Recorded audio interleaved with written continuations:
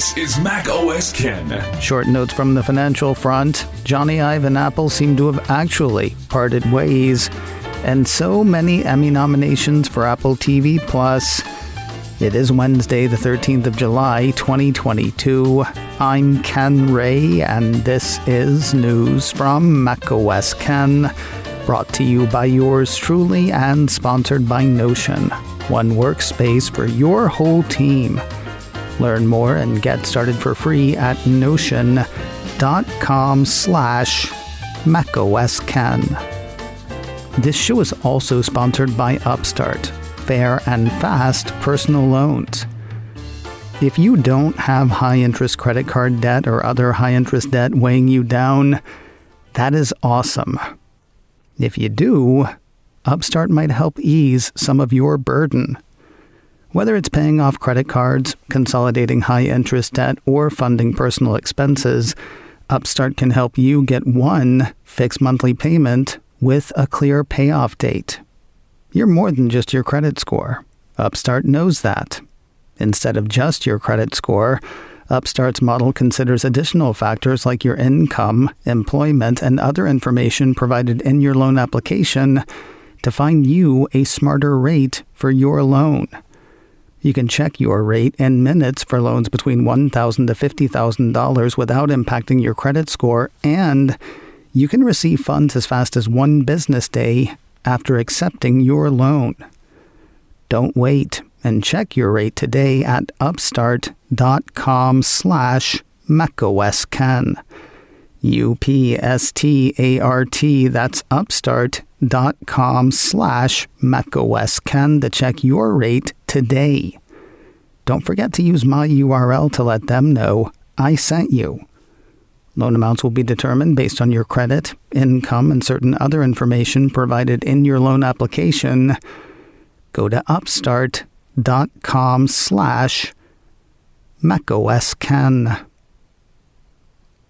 The downward slope continues for Apple price targets. Reassessing Tuesday, KeyBanc analyst Brandon Nispel. A short post from The Fly indicated a tiny bit of a mixed message from the analyst. According to the piece, KeyBanc data suggests Apple hardware revenue is below consensus for the third quarter. While Nispel sees a difficult setup for Q3, he also thinks that's largely priced into the Apple story today, hence my mixed message comment. The note is not without its positives, though. For one, the analyst indicates that issues born of supply constraints and COVID-related lockdowns in China are alleviating. For another, he is still overweight on the shares. His previous price target of $191 in the next 12 months looks a little high from here, though. Nispel used Tuesday's note to lower KeyBanc's price target on Apple stock to $173. An interesting note from BofA analyst Wamsi Mohan. Apple 3.0 ran some of what he wrote, addressing Apple's recent lowering of maximum trade-in values for older hardware.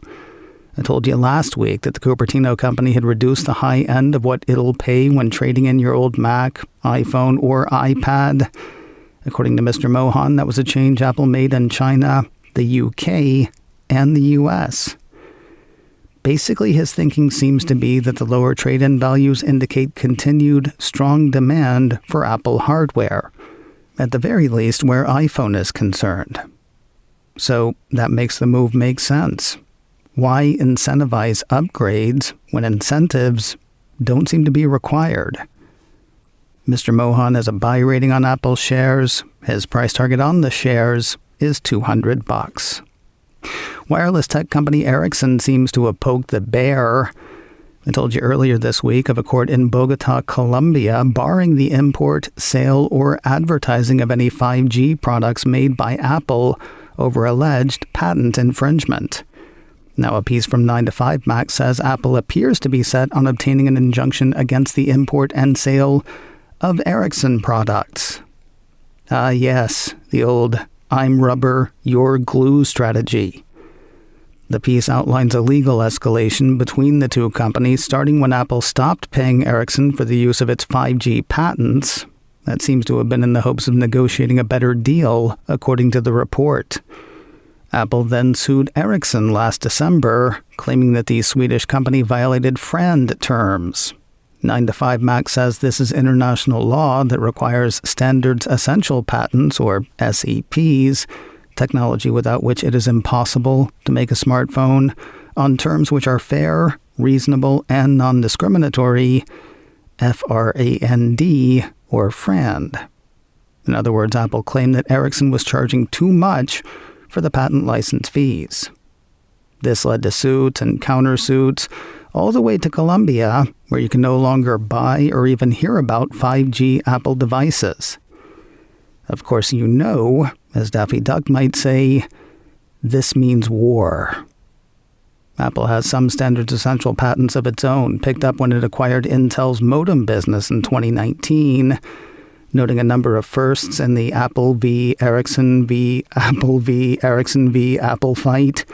The 9to5 piece has a report from Foss Patents noting a new one, the first ever SEP lawsuit brought by Apple, which has been on the receiving end of SEP assertions for well over a decade, but is only now striking back with an SEP for the first time in its history. According to the report, the patent in question is for 4G LTE technology.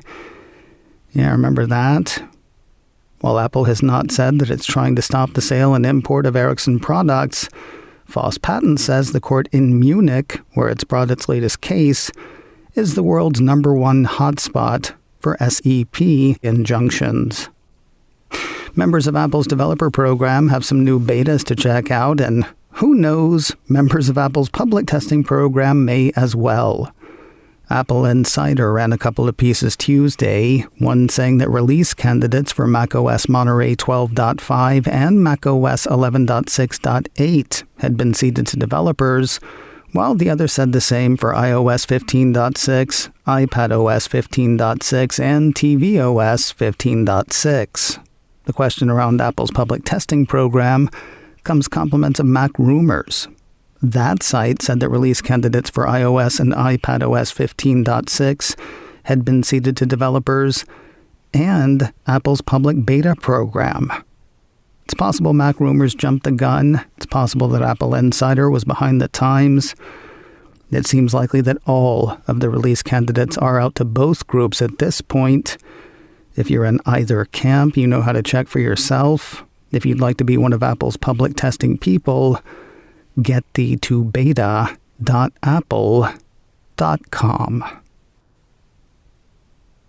More news in a moment, but first a word from Notion, one workspace for your whole team. In business, you want to be able to move fast. Unless you work by yourself, though, speed can be a problem if one person is speeding off on their own. Notion can help. Notion is an all-in-one team collaboration tool that combines note-taking, document sharing, wikis, project management, and much more into one space that is simple, powerful, and beautifully designed. With powerful integrations and seamless navigation, you will have everything you need in one spot so you can make speed your advantage while making sure nobody's riding off on their own. For companies of all sizes, Notion provides one central and customizable workspace that can be tailored to fit any team and bring all teams together to get more done and move faster together. Learn more and get started for free at notion.com/macOSken. That's notion.com/macOSken to help you take the first step toward an organized, happier team today. NOTION. That's notion.com/macOSken. In what appears to be the actual end of an era, a piece from the New York Times says Apple has ended its consulting agreement with the design firm LoveFrom. That means Jony Ive, the industrial designer behind such iconic Apple products as iMac, iPhone, and even Apple Park, has left the building. While he has been gone for a while, The Times piece says when Mr. Ive left Apple in 2019 to start his own design firm, LoveFrom, the iPhone maker signed a multi-year contract with him valued at more than $100 million. That made Apple his firm's primary client, people with knowledge of the agreement said. That deal did a few things. For one, it gave Ive a guiding hand on then upcoming Apple products, and for another, it kept Ive from taking on work that Apple found competitive, according to the piece. And now that deal is done, according to secret people said to know something about something. Both Apple and Ive declined to comment for the New York Times report. A long-awaited feature has finally made it to U.S. users of the YouTube, iPhone, and iPad apps. After months of testing, a piece from the Mac Observer says the online video service is finally rolling out picture-in-picture to all users in the U.S. As the name implies, the feature will let users of the YouTube app watch videos on a smaller screen while using other applications on the same device. Great for news, old movie clips, user-generated content, and music videos. Music videos not included. For picture-in-picture music videos, you have to be a premium YouTube subscriber. If it's not working for your YouTube app, be patient. The service says the rollout will occur over the next several days. No word in the piece on plans for picture-in-picture outside the U.S. And finally today, the time between award seasons is well and truly over. I told you last week of the 53 nominations Apple TV Plus titles had picked up from the Hollywood Critics Association Awards. Now a piece from Apple Insider says the Cupertino streamer has picked up 51 Primetime Emmy nominations from the Television Academy. As with the HCA nominations, 2 shows lead the pack for Apple TV Plus. The 20 nominations for Ted Lasso and 14 for Severance make up well over half of the streamer's recognition. Also, like the HCA nominations, a number of Apple TV Plus actors are in competition for the same awards. They include 3 from Ted Lasso, up for Supporting Actress Comedy, 3 from Ted Lasso, up for Supporting Actor Comedy, and 3 Apple TV Plus actors up for Supporting Actor Drama, including Billy Crudup for The Morning Show, and John Turturro and Christopher Walken for Severance. Plenty more where those came from. The Emmy organization has posted a full list of all of the Primetime Emmy nominees. I will have a link to that in this story on macosken.com. This year's Emmy Awards will be broadcast on NBC and streamed on Peacock. They'll be live at 8 p.m. Eastern, 5 p.m. Pacific on Monday, the 12th of September. macOS Ken, brought to you by me and sponsored by Upstart. Fair and fast personal loans. Learn more and check your rate at upstart.com/macOSken. This show is also sponsored by Notion, one workspace for your whole team. Learn more and get started for free at notion.com/macOSken. Advertising handled by Backbeat Media, online at backbeatmedia.com. You can reach me a couple of ways. Info at macosken.com or call 716-780-4080. Until next time, that is news from macOS Ken. I'm Ken Ray.